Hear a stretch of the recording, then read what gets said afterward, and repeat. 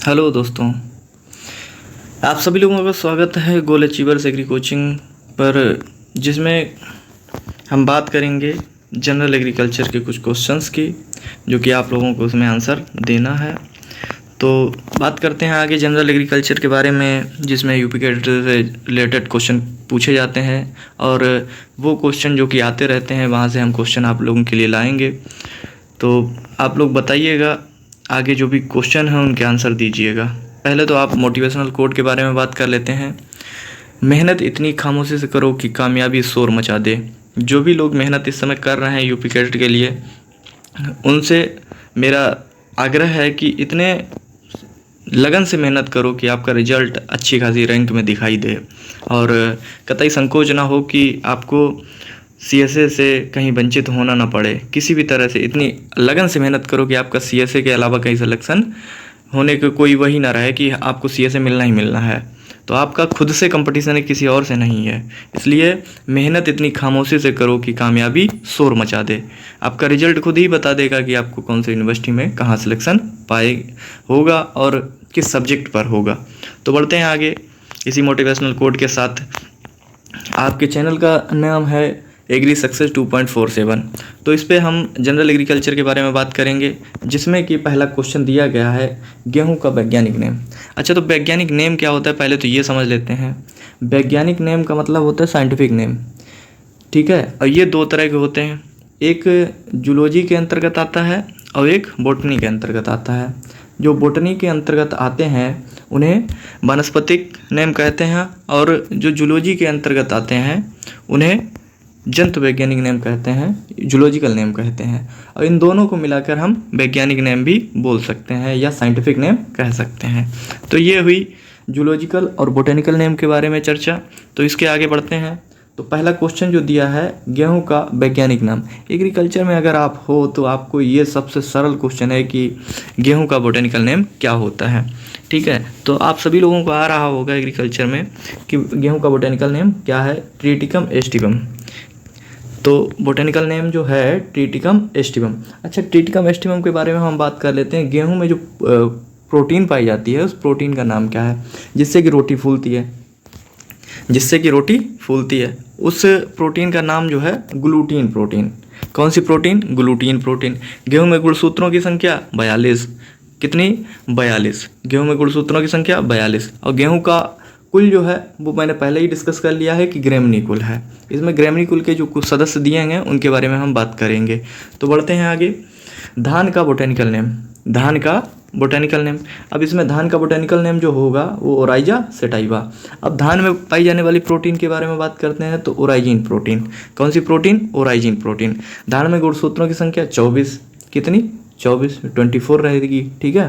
तो general question है, ये सभी लोगों को आने चाहिए। इसके आगे बढ़ते हैं। अगला क्वेश्चन दिया गया है ज्वार का वैज्ञानिक नाम। ज्वार का वैज्ञानिक नाम जो है सोरघम बाइकलर। ज्वार का वैज्ञानिक नाम सोरघम बाइकलर। इसका उपनाम एक होता है जिसे कैमल क्रॉप कहते हैं, ठीक है। जिसे क्या कहते हैं? ऊंट फसल के नाम से जानते हैं, ठीक है। क्योंकि यह सूखा सहनशील फसल है इसलिए इसे कैमल क्रॉप कहते हैं। इसमें HCN पाया जाता है, इसमें HCN पाया जाता है, जिसको धुरिन नाम से भी जानते हैं, ठीक है। तो ये जनरल क्वेश्चन इसके हो गए। इसके आगे बढ़ते हैं। अगला क्वेश्चन है बाजरा का वैज्ञानिक नाम। बाजरा का वैज्ञानिक नाम जो है पेनिसेटम टाइफोइड्स, ठीक है। पेनिसेटम टाइफोइड्स। बाजरा का वैज्ञानिक नाम जो है पेनिसेटम टाइफोइड्स। कई बार इसे बोलेंगे तो आपको जनरली याद हो जाएगा। जो भी फर्स्ट ईयर के बच्चे हैं उनके लिए बहुत ज़्यादा इंपॉर्टेंट ये क्वेश्चन है, और उनको फर्स्ट ईयर में ही ये सब याद हो जाना चाहिए। फर्स्ट ईयर में इंटर तक के बोटेनिकल नेम ज़्यादा से ज़्यादा याद करने की कोशिश करें। तो इसके बाद आगे बढ़ते हैं। अच्छा, इसका जो कुल है वो भी, इसका भी कुल ग्रेमनी ही है, ठीक है। ग्रेमनी का एक और नाम है जिसे पोएसी नाम से जानते हैं, ठीक है। तो इसे एक और नाम से जानते हैं जो कि मोस्टली कैडेट में पूछा जाता है, जिसे घास कुल के नाम से कहते हैं, ठीक है। तो इसके बाद आगे बढ़ते हैं। मक्का का बोटेनिकल नेम। अब मक्का का बोटेनिकल नेम जो है जियामेज है। क्या है? जियामेज। मक्का का बोटेनिकल नेम जियामेज। मक्का में गुणसूत्रों की संख्या 20 पाई जाती है। मक्का की फैमिली क्या होगी? ग्रेमनी होगी, अभी बात किए हैं हम। तो इसके आगे बढ़ते हैं। गन्ना का वैज्ञानिक नेम। अब जो गन्ना का वैज्ञानिक नेम है वो सेकेरम ऑप्सिनेरम। गन्ना का वैज्ञानिक नेम क्या होगा? सेकेरम ऑप्सिनेरम। ठीक है। इसमें गुणसूत्रों की संख्या कितनी होगी, इसमें जो गुणसूत्रों की संख्या होगी वो 80 होगी, ठीक है, गुणसूत्रों की संख्या 80 होगी। और ये एक नगदी फसल है। कैसी फसल है, नगदी फसल है, नगदी फसल है, मतलब सीधे खेत से उठा के सीधा इसका बेच देते हैं इसको, जिससे डायरेक्ट अर्निंग होती है, जो भी पैसा होता है नगद मिलता है। जो भी अगर जिसमें ज़्यादा प्रोसेसिंग करने की ज़रूरत होती है वो नगदी फसलों के अंतर्गत नहीं आती है। जैसे नगदी फसल में जो आएगी वो आलू आएगी, गन्ना आएगा, ठीक है, ये नगदी फसलें हो गई आपकी। इसके बाद आगे बढ़ते हैं। अगला क्वेश्चन है फेबेसी कुल की फसलें। जो फेबेसी कुल को मतलब समझ ही रहे होगे, जो दो दाली है, दाल वाली फसलें जो भी होंगी वो सब फेबेसी कुल के अंतर्गत आएंगी। दाल वाली जितनी फसलें हैं वो फेबेसी कुल के अंतर्गत आएंगी, ठीक है। तो बढ़ते हैं इसके आगे। पहला जो दाल वाली फसल के बारे में दिया गया है उसका बोटेनिकल नेम पूछा गया है। अब उसका नाम है चना। चना का वैज्ञानिक नाम तो सिसर एराइटिनम। चना का वैज्ञानिक नाम सिसर एराइटिनम। चना को दलहनी फसलों का राजा भी कहा जाता है। ये याद कर लें, कभी कभी जनरली क्वेश्चन पूछ देता है। चना को दाल वाली फसलों का राजा कहा जाता है या दलहनी कुल का राजा कहा जाता है इसे, ठीक है। तो अगला क्वेश्चन इसके बाद देखते हैं आगे। मटर का वैज्ञानिक नाम। मटर का वैज्ञानिक नाम। अब मटर का वैज्ञानिक नाम क्या होगा, जनरली फर्स्ट ईयर इंटर के बच्चे हो आप लोगों को आ ही रहा होगा। तो मटर का वैज्ञानिक नाम क्या है, पाइसम सेटाइवम, ठीक है। मटर का वैज्ञानिक नाम पाइसम सेटाइवम। ये किस कुल का है, लेगुमिनेसी कुल का या फेबेसी कुल का, ठीक है। तो बरसीम का बोटेनिकल नेम आगे बताएं आप लोग। बरसीम का बोटेनिकल नेम ट्राइफोलियम एलेक्जेंड्रिनम। ट्राइफोलियम एलेक्जेंड्रिनम। बरसीम का बोटेनिकल नेम ट्राइफोलियम एलेक्जेंड्रिनम। इससे एक क्वेश्चन आता है, इसकी सीड रेट पूछता है। क्या पूछता है, सीड रेट मतलब बीज दर। बीज दर इसकी कितनी होगी, 25 से 30 kg। 25 से 30 kg, ठीक है, 25 से 30 kg। 25 से 30 kg के जो किलोग्राम प्रति हेक्टेयर के हिसाब से इसकी सीड रेट रहती है, जो कि जनरली नॉर्मल एक क्वेश्चन है जो कैटेट में आता रहता है। अगला क्वेश्चन है सोयाबीन का वैज्ञानिक नाम, ठीक है। सोयाबीन का वैज्ञानिक नाम क्या होगा, ग्लाइसिन मैक्स। ग्लाइसिन मैक्स, ठीक है। और ये किस कुल से संबंधित है, लेगुमिनेसी कुल से संबंधित है, ठीक है। तो बढ़ते हैं आगे। अरहर का वैज्ञानिक नाम पूछा गया है। अरहर का वैज्ञानिक नाम केजानस कजान। अरहर के बीज में जो मतलब दाल होती है उसमें प्रोटीन की मात्रा पूछी जाती है, 20 से 25% के बीच में ही होगी। कितनी होगी, 20 से 25% के अंतर्गत ही आएगी, इससे कम ज़्यादा नहीं होगी, ठीक है। ज़्यादातर दालों के अंतर्गत 20 से 25% प्रोटीन पाई जाती है। अब पूछ लेगा यहीं पे कि दालों में पाई जाने वाली प्रोटीन कौन सी होगी, तो लेग्यूमिन होगी। लेग्यूमिन प्रोटीन। लेग्यूमिन प्रोटीन कौन सी होगी, लेग्यूमिन प्रोटीन होगी, ठीक है। अगला है मूंगफली का वैज्ञानिक नाम। मूंगफली का वैज्ञानिक नाम। मूंगफली का वैज्ञानिक नाम क्या होगा, एरेकिस हाइपोजिया। एरेकिस हाइपोजिया। अच्छा, मूंगफली में एक वो क्या कहते हैं टर्मिनोलॉजी है जो कि मिट्टी चढ़ाते हैं उसे अर्दिंग कहते हैं। और मिट्टी क्यों चढ़ाते हैं, उसमें एक प्रोसेस होता है, क्लिस्टोगेमी इसमें पाई जाती है, ठीक है। और क्लिस्टोगेमी पाई जाती है जिसे पेगिंग कहते हैं। तो पेगिंग का जो टाइम है वो बताना है आप लोगों को। पेगिंग का जो टाइम है कितने दिनों की बुवाई के बाद होता है, कितने दिनों के बाद पेगिंग शुरू हो जाती है मूंगफली की फसल में, ये आप लोगों को बताना है। ये इम्पोर्टेंट क्वेश्चन है। और मूंगफली के दानों में प्रोटीन की मात्रा पूछेगा तो 26%। कितनी, 26%, ठीक है। तो बढ़ते हैं इसके साथ ही आगे। अगला क्वेश्चन जो है वो सोलिनेसी कुल के अंतर्गत आएंगे जो जितने भी क्वेश्चन हैं, ठीक है। सोलिनेसी कुल का आलू मुख्य रूप से पूछता है। सब्जियों का राजा क्या है, आलू है। सब्जियों का राजा क्या है, आलू है। आलू है। गरीबों का दोस्त किसे कहते हैं, गरीबों का दोस्त आलू है, ठीक है। और गरीबों का खाद्यान्न किसे कहते हैं, तो बाजरा की बात करेगा। गरीबों का अनाज जो है वो बाजरा के बारे में बात करेगा। और गरीबों का दोस्त अगर पूछ लेता है तो आलू हो जाएगा। गरीबों का दोस्त आलू, ठीक है। और सब्जियों का राजा आलू। आलू का बोटेनिकल नेम सोलेनम ट्यूबरोसम, ठीक है। फैमिली कौन सी हो जाएगी, सोलेनेसी हो जाएगी। फैमिली क्या हो जाएगी, सोलेनेसी। अगला है तंबाकू का वैज्ञानिक नेम, तो निकोटियाना टोबैकम। ठीक है। इसमें 2 हैं इसके बोटेनिकल नेम, जिसमें पहला जो है निकोटियाना टोबैकम। इसमें निकोटीन की मात्रा जो होती है 0.5 से 5.5% पाई जाती है, ठीक है। इसमें दशमलव लगाना कहीं से मिसप्रिंट हो चुका है तो उस पर ध्यान नहीं देंगे। कितना होगा 0.5 से 5.5% निकोटीन, निकोटियाना टोबैकम के अंतर्गत। और निकोटियाना रस्टिका जो है उसमें 3.5 से 8% तक निकोटीन की मात्रा पाई जाती है। ये तंबाकू की 2 प्रोटीनें होंगे, 2 जो हैं तंबाकू के बोटेनिकल नेम हो गए और उनके अंतर्गत पाई जाने वाली निकोटीन की मात्रा हो गई, ठीक है। अब तंबाकू के जनरल क्वेश्चन के बारे में बात कर लेते हैं। तंबाकू में जो नशा होता है वो निकोटीन के कारण होता है। किसके कारण होता है? निकोटीन के कारण होता है, ठीक है।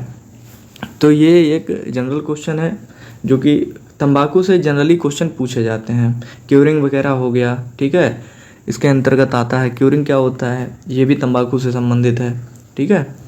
तो इसके बाद आगे बढ़ेंगे। अगला क्वेश्चन जो है कपास का वैज्ञानिक नेम।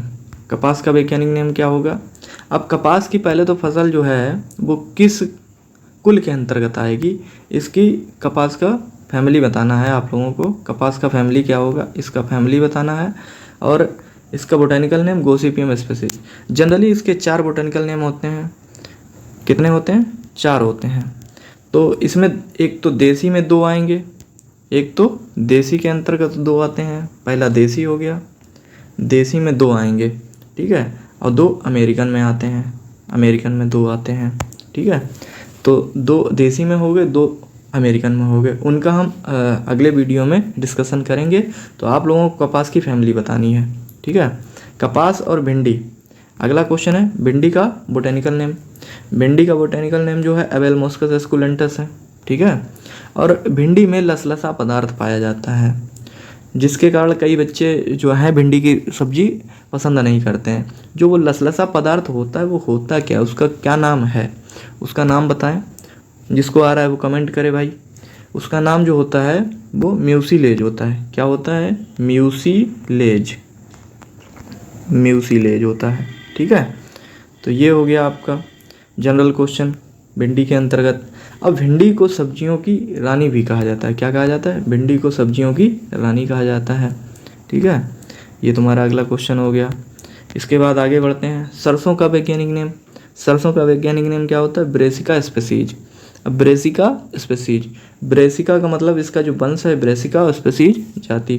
इसमें कई सरसों की बात करेगा।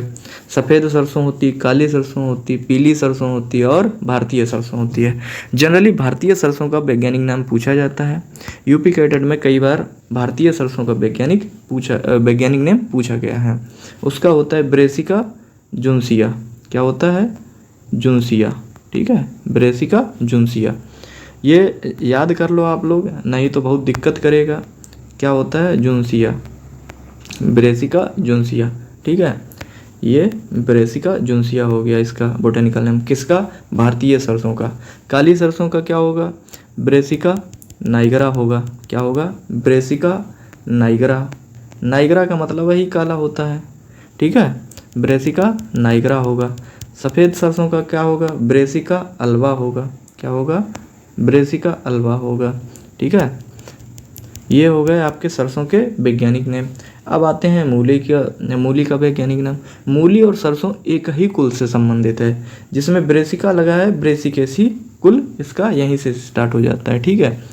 तो ब्रेसिका से ही आप समझ जाएंगे इसका फैमिली क्या है, ब्रेसिकेसी, ठीक है। तो मूली और सरसों के एक जैसे पत्ते होते हैं, तो इसलिए ये दोनों किस कुल से हो गए? ब्रेसिकेसी कुल से हो गए। अगला क्वेश्चन है मूली का वैज्ञानिक नाम रेफेनस सेटाइवस। क्या नाम है बोटेनिकल नेम? रेफानस सेटाइवस। मूली का बोटेनिकल नेम रेफानस सेटाइवस। फैमिली क्या हो जाएगी इसकी?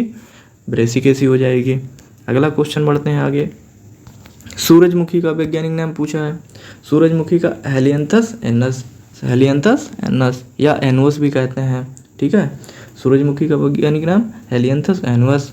तो इसके बाद अगला क्वेश्चन है गेहूं में सिंचाई की क्रांतिक अवस्था। गेहूं में सिंचाई की जो क्रिटिकल स्टेज है वो कौन सी है, इसके बारे में बात कर रहे हैं। तो उसका नाम है शिखर जड़ बनते समय। ये बुवाई के 21 दिन के बाद आती है, ठीक है, day after sowing. Day after sowing, day after sowing.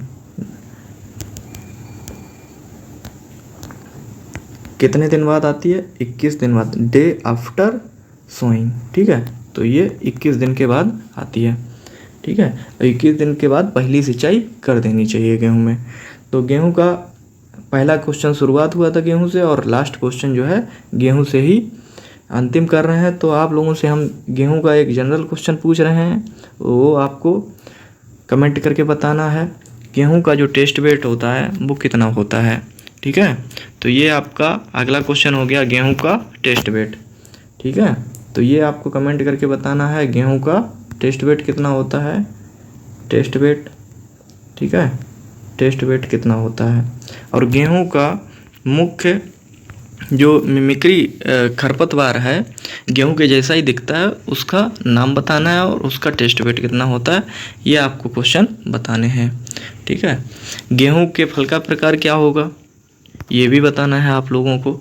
ये हम जनरल क्वेश्चन अभी सिर्फ बोटेनिकल नेम, और अगली बार हम कुछ फसलों की फैमिली के बारे में जिक्र करेंगे। ठीक है, और उसके बाद ऐसे धीरे धीरे क्वेश्चन मॉडरेट होते जाएंगे, easy to moderate, moderate to high level बढ़ता जाएगा। तो आप लोग जुड़े रहिए, आपसे नए नए क्वेश्चन करते रहेंगे हम। आप लोगों को अगर वीडियो अच्छा लगा हो तो सब्सक्राइब कर लो, और ये आपके मन की बात है कि लाइक करना आपका बनता है कि नहीं बनता है। अगर आपको अच्छा वीडियो लगा है तो लाइक करें, शेयर करें और कमेंट करें। अपने दोस्तों तक ज़रूर भेजें इस वीडियो को, जिससे कि उनको थोड़ी सहायता मिले और वो कंपटीशन में आगे बढ़ सकें। तो मिलते हैं अगले वीडियो में, तब तक के लिए जय हिंद।